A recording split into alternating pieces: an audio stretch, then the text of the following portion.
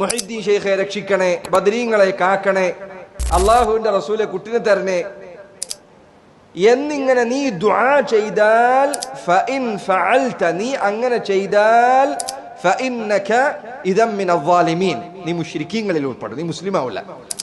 അള്ളാഹു പറയുന്നു വലാ തദ്ഉ, നിങ്ങൾ ദുആ ചെയ്യരുത്. വലാ തദ്ഉ മിൻ ദൂനില്ലാഹ്, അല്ലാഹു സുബ്ഹാനഹു വ തആല അവനു പുറമെ ഒരാളെയും നിങ്ങൾ ദുആ ചെയ്യരുത്. അറബി ഭാഷാ നിയമങ്ങൾ അറിയുന്നവർക്കറിയാം, അന്നകിറതു ഫീ സിയാഖിൻ നഹി തുഫീദുൽ ഉമൂം.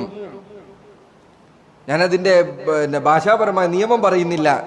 ഇത് ഏതെങ്കിലും പുരോഹിതന്മാരിൽപ്പെട്ടത് അല്ലെങ്കിൽ അറബി പഠിച്ച ദർസിൽ പഠിച്ച ആളുകളുണ്ടെങ്കിൽ അവർക്ക് മനസ്സിലാവാൻ വേണ്ടി പറഞ്ഞതാണ്. ഈ ആയത്തിന്റെ അർത്ഥം വലാ തദ്ഉ മിൻ ദൂനില്ലാഹ്, അല്ലാഹുവിന് പുറമെ ഒരാളെയും നിങ്ങൾ ദുആ ചെയ്യരുത് എന്നാണ്. ചില ആളുകൾ ചോദിക്കാറുണ്ട്, മുഹീദ്ദീൻ ശൈഖിനെ വിളിച്ച് ദുആ ചെയ്യാൻ പാടില്ല, തെളിവ് എവിടെ?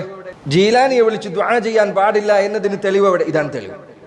വലാ തദ്ഉ മിൻ ദൂനില്ലാഹ്, അല്ലാഹുവിന് പുറമെ നീ ഒരാളെയും വിളിച്ച് ദുആ ചെയ്യരുത്. ആരോടെങ്കിലും ദുആ ചെയ്യാൻ പറ്റുമെങ്കിൽ അതിന് തെളിവ് നീയാണ് കൊണ്ടുവരേണ്ടത്. അല്ലാഹു പറയുന്നു ഒരാളെയും വിളിച്ച് ദുആ ചെയ്യരുത് എന്ന്. അതിൽ എല്ലാം പെട്ടു. നബിയും മലക്കും ജിന്നും വലിയും കല്ലും മുരടും മൂർഖമ്പാമ്പും വിഗ്രഹങ്ങളും ജാറങ്ങളും മഖ്ബറകളും മരിച്ചവരും ജീവിച്ചിരിക്കുന്നവരും ആരാധിക്കപ്പെടുന്ന എന്തൊക്കെ വസ്തുക്കളുണ്ടോ അവയെല്ലാം പെട്ടു. വലാ തദ്ഉ മിൻ ദൂനില്ലാഹ്, നീ ദുആ ചെയ്യരുത് മിൻ ദൂനില്ലാഹ്, അല്ലാഹുവിന് പുറമെ ഒരാളെയും ദുആ ചെയ്യരുത്. ഇവിടെ അല്ലാഹു പറഞ്ഞു അന്നഹി ലാ തദ്ഉ, അറബി പഠിക്കുന്ന ആളുകൾക്കറിയാം അത് നഹിയാണ്. ലാ തദ്ഉ, ദുആ ചെയ്യരുത്, വിലക്കാണത്, പാടില്ല അല്ലേ? ലാ തദ്ഉ മിൻ ദൂനില്ലാഹ്, അല്ലാഹു സുബ്ഹാനഹു വ തആല അവനു പുറമെ ഒന്നിനെയും, ഇത് നക്കിറയായ പ്രയോഗമാണ്. മാ ലാ യൻഫഉക വലാ യദുറുക, നിനക്ക് ഉപകാരമോ ഉപദ്രവമോ ചെയ്യാത്ത യാതൊരു വസ്തുവിനെയും നീ ദുആ ചെയ്യരുത്. ഫഇൻ ഫഅൽത, നീ അങ്ങനെ ചെയ്താൽ, നീ എന്ത് ചെയ്താൽ?